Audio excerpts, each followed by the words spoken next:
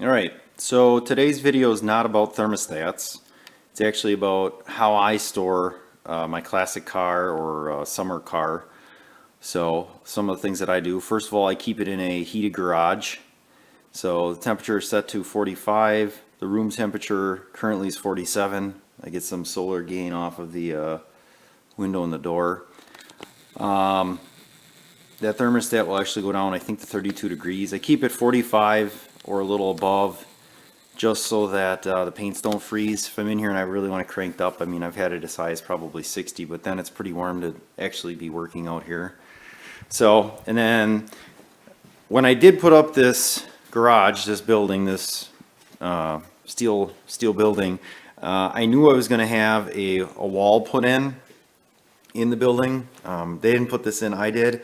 And the point of the wall was not only just to hang stuff, but was to keep this area where the car was going to be stored, this 94 Mustang GT, away from the shop type stuff, so that I don't have any issues with if I was grinding in here or painting something, I don't get overspray paint or that type of thing on the car. So that's why. And then the door is just a repurposed door that we took out of the house. I think that was actually the entry door from the garage into the house, and that's just a hollow core insulated or non-insulated hollow core door with single pane glass. So I thought that'd be perfect for this. During the winter months, like if I'm not working in the shop, I leave the door open so that the heat gets on this side. So, but that also helps keep the dust and stuff, if I'm doing a project on the shop side, down. Also, the stuff that's stored on this side is basically summer stuff. So you got the pool and stuff like that, or stuff I don't use. So the other things I have in here, garden tiller, the lawnmowers, the decks, stuff like that. If you're storing a car, you don't want to be using it as a garage in and out. You got more chances of stuff falling and denting it. And that's really not ideal if you want the car to look nice. I don't put a car cover on. I used to, but my thought process behind that is that if you have that car cover come all the way down, it's trapping that moisture underneath the car, and the bottom of the car will start to surface rust or rust. So I don't put a car cover on it. I used to, but I don't anymore. I used to park it on a piece of plastic. I don't know if I should still be doing that. I've thought about that though, but I haven't gone back to using the plastic, to parking it on the plastic. So I'm gonna start it up here in a second. Okay, so I've converted this car to a rear battery, and the idea back in the day, I guess, was to distribute the weight more evenly in the car. So if you do have, like I said, classic car, a car that you store, biggest thing, if you want to keep the battery in good shape, I'm using one of these, and that's just a cheap 1.5 trickle charge, and it automatically comes on and goes off, I guess, as it works. And I just got mine connected with an Anderson pole, so I thought this all out. When I put the battery in the back of the car, I kind of knew that I was going to be storing the car. So I had that come, that's wired directly to the battery in the box, so I wouldn't have to take the cover off. And then also on this back part, there is a master disconnect switch, so that the rest of the car is not getting power. So every time I want to, I suppose I could do it like this and turn it on. So right now it's off, and now it's on. And if we come up here, you can see trunk lights on. The battery that's in there is an Optima battery. That battery is, I don't know. It's got to be at least 15 years old. It may even be older than that. It might be like 17 years old. If you leave the master disconnect switch on and you don't run the car for about a week, that battery is going to be really slow, if not dead. There's enough of a draw from the car, from the radio and stuff like that, and the clock, and the battery's getting weak. So this is just what the back of the trunk looks like. So you're probably wondering why I'm starting the car. I know a lot of guys don't do this. In the owner's manual from Ford, it says to run the car every 15 days, and you're supposed to run it up to operating temperature at a higher idle. Let me turn some of this stuff off here. And what I do, I usually cycle the fuel injection twice, just because it could be dry we'll see how it starts here.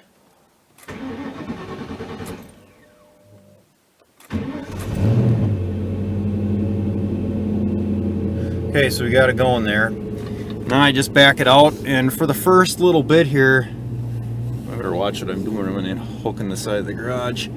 I just let it idle. I don't really do too much with it just because it's cold. So I just back it out, and I got water dripping all over this thing, but let me back it out a little ways here, get it in the sun. So I also try to pick a day where it's nice, so if I don't get to it right away, I'll do it the nice next day. So when I first bought the car, I had the rear main seal replaced because it was under warranty yet, and I thought there was something wrong, that the seal was leaking, and they fixed it, and then the following winter, or the following winter after that, it started leaking again. I can tell you these drips of oil, and there may even actually be some antifreeze that drips down from one of the hoses. That only happens when the car sits. So if I drive that thing, if I drive that car for a week, it won't be dripping oil, and that's the gaskets and seals must swell up. So definitely being in a garage like this with a forced air furnace, let's see if I can get over there. With that forced air furnace, it gets really dry. I know with the chainsaw here too, this is an older chainsaw, it didn't take long, and it dried out the gaskets in there. So it's one thing you got to be careful with, I guess, if you're putting it in a heated building, is make sure that it doesn't dry your gaskets out. Also making sure to run it is a good idea. I used to put the car away clean. It's pretty dirty, as you can see. It's actually filthy. I mean, if this was back in the day I used to show it, this would be absolutely terrible. I would never let it get this bad, but life happens and you have kids, and then really nothing matters anymore. So anyway, biggest thing too with collector car that you're going to store for the winter, definitely dump I dump one of those entire containers of gas sta-bil in. I think it says it's good up to 25 gallons or something like that. This tank is only a 15.4, but I think I read somewhere that if you double up on the gas sta-bil, it's supposed to make the gas last longer. I don't know how true that is. I mean, I haven't had fuel related problems, but I can tell you that after that first initial tank of old gas is burnt out, the next new tank of gas you put in, it's like a different machine. You pick up like 20 horsepower. So it's obviously, you lose some of the octane from sitting, but it still runs. Our previous neighbor had a Trans Am WS6, and he used to drive it, and then he got married, and it sat for about 6 years, I would say. And he moved, he built a house, and when he tried to leave, he was going to drive it up to his new place, and he couldn't get it started.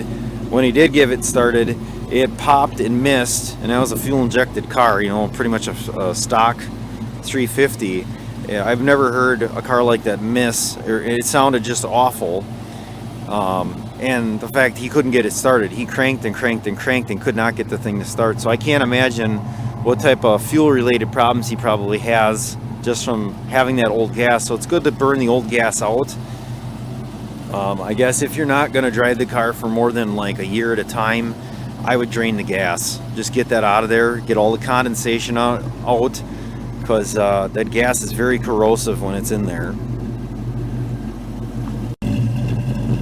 So I do have some modifications done in this car. I'm not going to go through the whole works, but exhaust, it's a full exhaust system, headers back. So and I just let it idle like this for a while until the temperature gauge comes up. I do also have an oil temp gauge that I have on the cowl here, and I like to get that up to at least 180 degrees or more. The higher you get that, if there is any condensation in your engine oil, you're going to be burning that out. So it's nice to get it warm. Obviously, if the roads were clean, I would love to take this thing out and go through the gears just to get everything moving around. One of the other recommendations from Ford is to drive the car at least 100 feet and back it up 100 feet. And that must have something to do with making sure you get oil all over the transmission gears and then the differential as well. So part of the deal too in Wisconsin, we have collector plates, which is any vehicle that is older than 20 years, you can put a collector plate on. That plate then you pay for once, and it's double the cost of a normal plate plus like I think a $15 fee. But then once you pay for that plate, you never have to pay registration on that plate again. Also, the other stipend with that, if it's on a truck, you can't haul more than, there's a certain weight. You can only haul so much. The vehicle cannot be driven during the month of January. But in the way of registration, and we were paying $75 a year. You know, I paid $150 plus the 15, and that was 3 years ago. So you know, the plate basically pays for itself, and then that plate stays with the owner. It does not go with the car. So that's your plate. You can put that on another car if you do choose so. So here's the inside running. You know, this is, I think this is running pretty smooth for being old gas. The last time I filled this car up would have been at the latest probably October. I only use non-ethanol fuel. I use the either 91, 92, 93, whatever is the highest at the gas station. It doesn't have ethanol. I do have an oil separator in the back here. That's the same, I don't know if you can see that or not. It's the same type of thing you'd see, let me see if I can get it the other way. You'd see in an air compressor to remove oil. It's hooked up through my vacuum system on the crankcase side. I don't know if you're gonna, yeah, I'm gonna be in the way, aren't I? So it does remove so much, some oil. I would say there's probably about a tablespoon in there now, so that's about what it removes. I don't see too much in that, so that's just oil and that's not going through your vacuum and crankcase and reburning through the engine. So it should technically, knock on cheap plastic here, that should keep your engine burning a little bit cleaner, I guess, because you're not running that oil back through.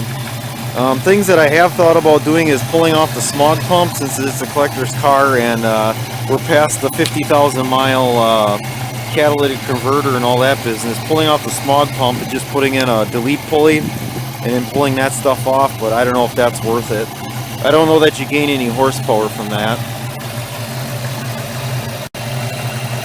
The other thing you'll see here on the air conditioning, which it doesn't work, there's oil on the outside there.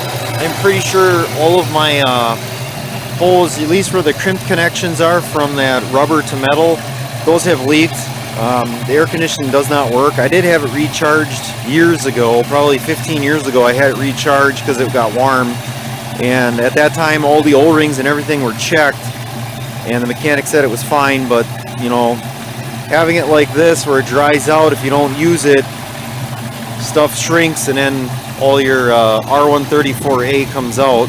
So I'm thinking this summer is going to be the summer I finally pull the pin and get that fixed. Hopefully I don't need a compressor because it's been a while since the air conditioning has run. Also, I want to note that this engine on this car, the timing is advanced 4 degrees, so it's 14 degrees before top dead center. So that's another reason why I run the premium fuel.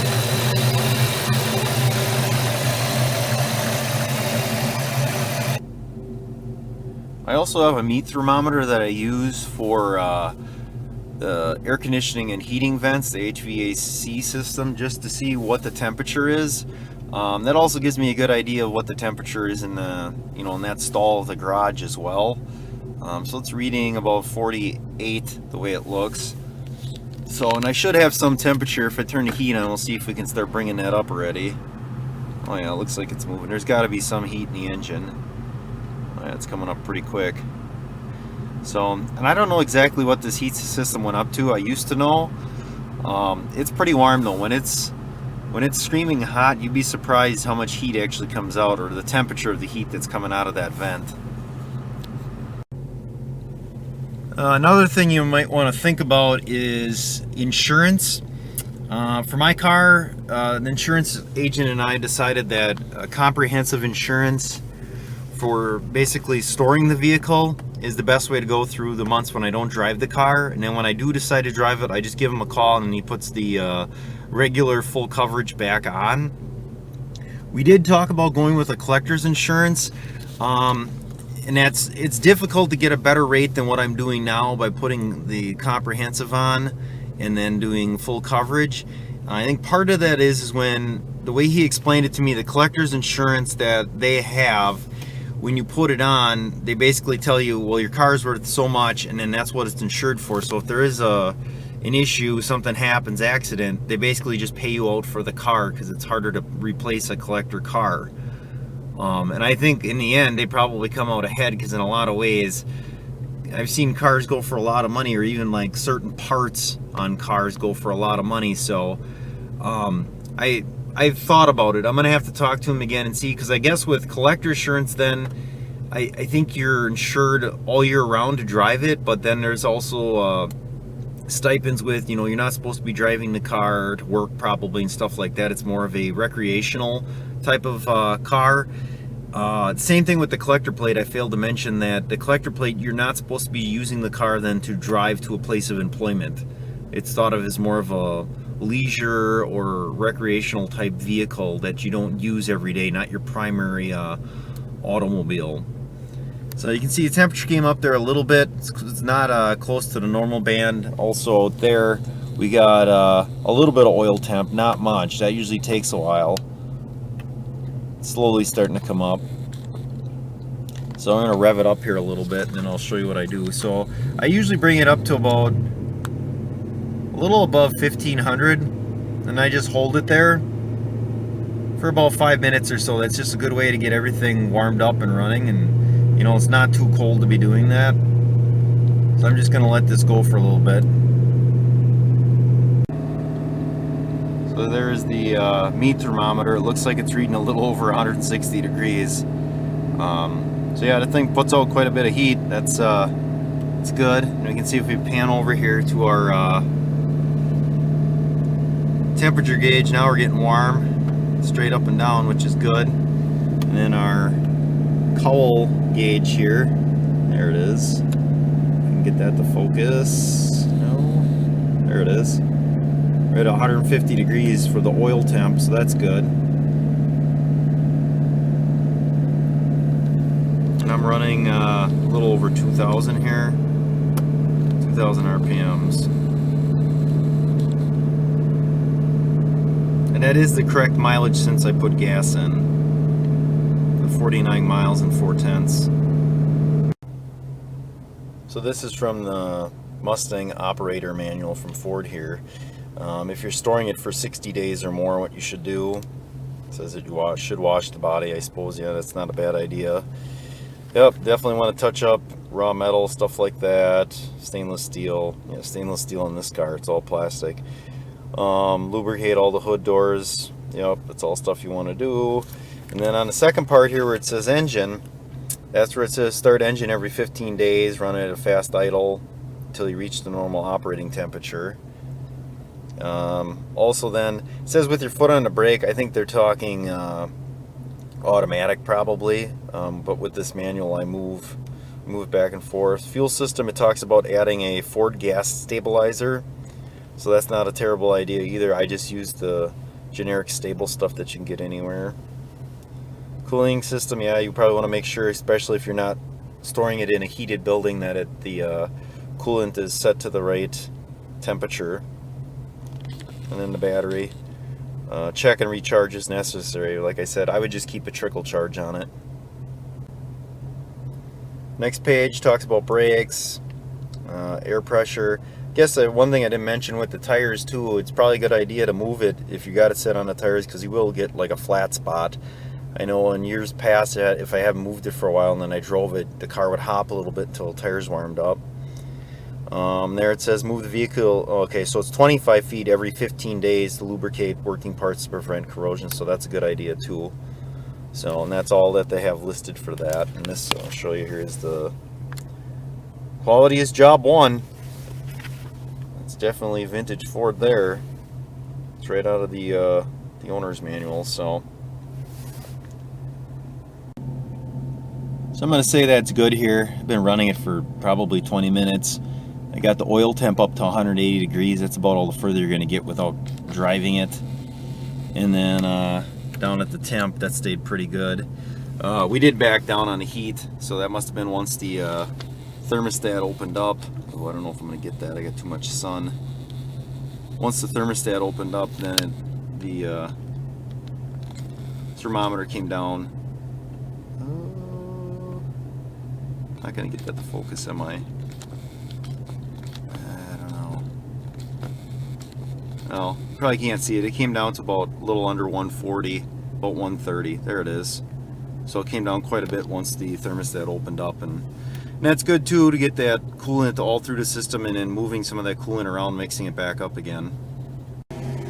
Well, I gotta do this.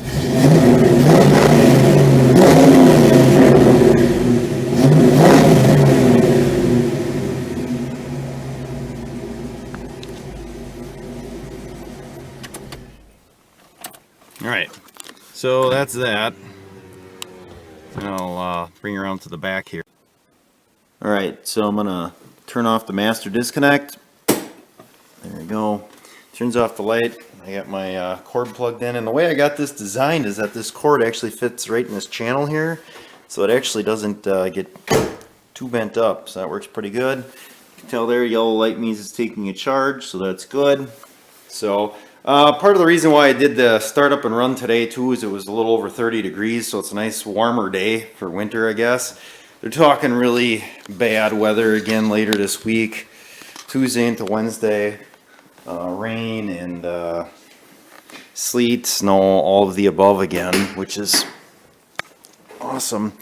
Boy, this thing is warm. So what I like to do is I leave the hood up just so that all that heat isn't trapped underneath the hood.